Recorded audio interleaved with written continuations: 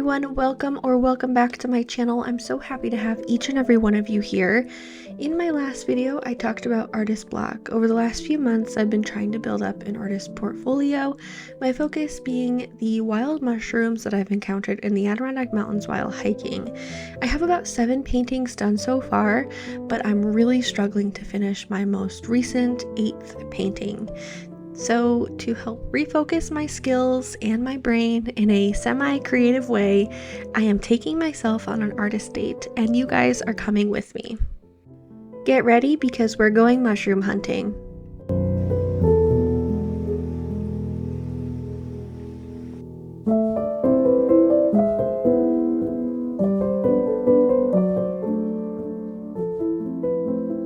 So the footage you're seeing today is from my most recent trip to a nature trail that's nearby. Towards the end of the video, there is a little bit of a difference in video quality, and that's because I was testing out my new camera.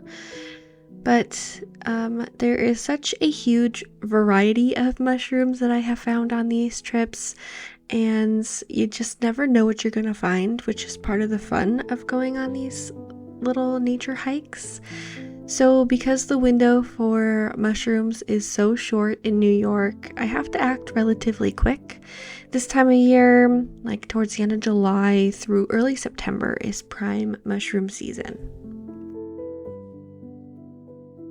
This little guy is my absolute favorite. He's a red spotted newt, I think, and that's like their baby form. When they become adults and mature, I believe they're more of like an axolotl type of a creature. They're adorable either way, but I absolutely loved him and I had to include him in this video. I don't know the names of all these mushrooms, but I really enjoy learning about them. The first couple that you've seen here, the pink and the reddish capped ones, I believe they're called rustulas. And towards the end, I do get a couple of angel of deaths, which are so poisonous, and they are just like this really beautiful, just dark white. They look unreal, if I'm being honest, but they're really beautiful. They're really beautiful, but they're really, really, really deadly and toxic. So on these little nature walks, it's typically my favorite type of artist date to take. I'm able to gather potential reference photos, and I'm enjoying nature, which has always been a huge inspiration to me. Something about the fresh air also helps to reset my thinking, and when I'm ready to go home, I generally have a more positive outlook than I did before. This was a huge tree that had fallen in the pathway. We recently got, I think it was Hurricane Debbie or Hurricane Deb. I don't remember exactly what her name is, but she hit us pretty hard in upstate New York, and we've had a lot of trees that had fallen. That was the biggest one that I saw on the pathway. These were not all of the mushrooms that I found. There were so many others that I just wasn't able to get a good video of, or maybe you see me zoom in on some that are kind of far away, but I wanted to show you as many as I could. This mushroom that's coming up here, I think it's called a cat's tongue. It was like semi-transparent. It was so cool, and it had like the weirdest texture.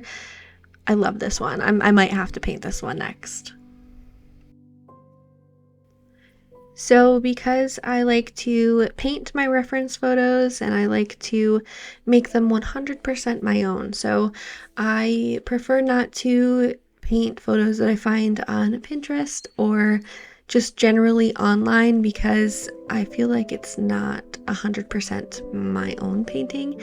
And if I'm going to be adding these to a gallery, I feel like it looks very unprofessional to submit paintings of photos that are not mine. So this means that I have to go out and find my mushrooms. And they grow in a million different ways and places, and there's only certain ones that grow in certain soil and a certain day with certain humidity, so it can be kind of tough finding the ones that you're really looking for. For example, in the springtime, the very first mushroom that usually pops up after the winter is are morels, and they are the most like striking mushroom because they have a weird texture on them. They look like honeycomb, kind of. And I have not been able to find one. I have looked all over my backyard. I looked at this nature trail and I just have not been able to find it. So I know when I do find one, I'm going to be so excited. I might paint that one. The time of year when they pop up is usually like April and May, and it doesn't have a lot of greenery around that time of year. The ground is usually pretty brown, and I really like the moss that usually accompany a mushroom, so we'll see. You can see that after this last hurricane, we've got a lot of flooding. It does usually flood in this spot in particular on the hike, but I feel like it's really high this time. We also have a lot of trees that were uprooted and turned over, and that was a surprise to me too. There's usually a couple on the trail, but there were definitely more this time, and they're really big trees. But there's just something so special about finding or stumbling upon a mushroom that's just so well hidden.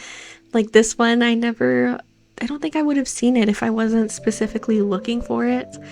And they seem to kind of have like their own little pockets of curiosity and magic. I don't know what it is. I think it's because mushrooms and like fairies and gnomes are kind of all associated together, but they are just so beautiful to me. I love them. Some people really enjoy painting flowers, but I really enjoy painting mushrooms.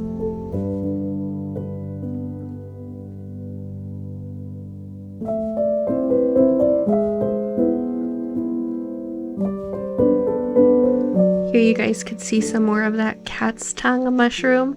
It's such a gross name, but they are so cool. You can see that they're a little bit translucent, and they just seem like they have a weird texture on them. They're very interesting to me.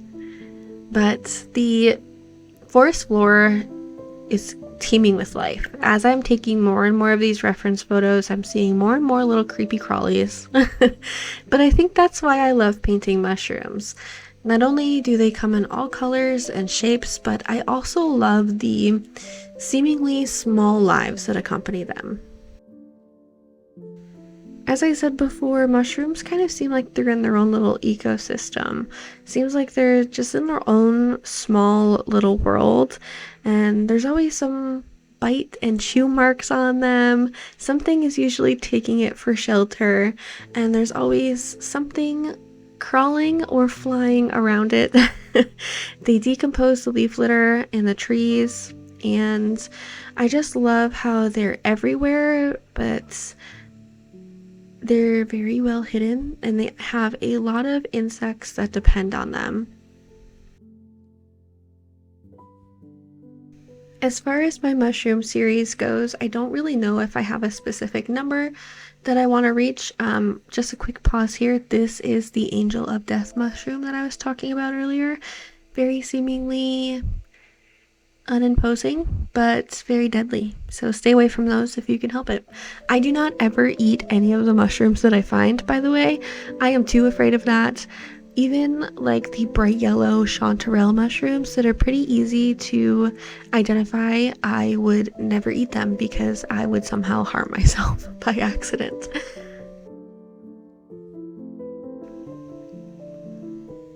And this is another Angel of Death mushroom, so again, if you see it, stay away. So I don't have any huge plans for this painting series. I don't even know if I want to call it a series because I don't really plan on not doing them. I will probably always paint mushrooms forever and ever just because it is one of my most favorite subjects. But I definitely would like to reach maybe 15 or so paintings just so I could feel more comfortable when I apply to galleries. I do have a gallery show coming up at the very end of 2025, so that's a long ways away, and if I could maybe schedule something between, getting my paintings done and then, or if it takes me that long to get my paintings done, then I will be all set to go after that gallery show. They only need like 5 or so paintings for that one. It's a joint show, so I don't feel as stressed about getting them done. I have plenty done for that show in 2025, so I will be good there. And this footage in the last few clips and from here on out, it's just me testing out my new camera. I got a Sony camera and I've never really had anything this professional before. I've just been recording on my phone. I'm really sorry if you can hear Lupin crying in the background. The cat is in the studio and he just cannot handle that today, I guess. But I really wanted to test out my new camera and see how it worked, and it was like one of my very first tries taking it out of the studio, so it was a lot of fun. Definitely some learning curves with this. This was a little bit earlier in the season too. I think I took some of this footage from like around June or so.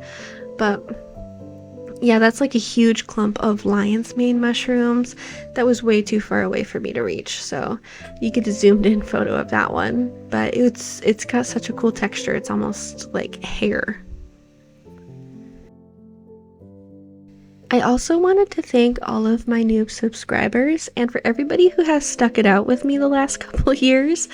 I know that it's kind of been irregular on how I upload my videos, but I've been really trying to be more consistent lately, and it's definitely shown. I've gained a lot of subscribers in the last month or so, and I am just so grateful for each and every single one of my subscribers. I love having you here. I love talking to you guys in the comments, and I'm just so grateful for you all.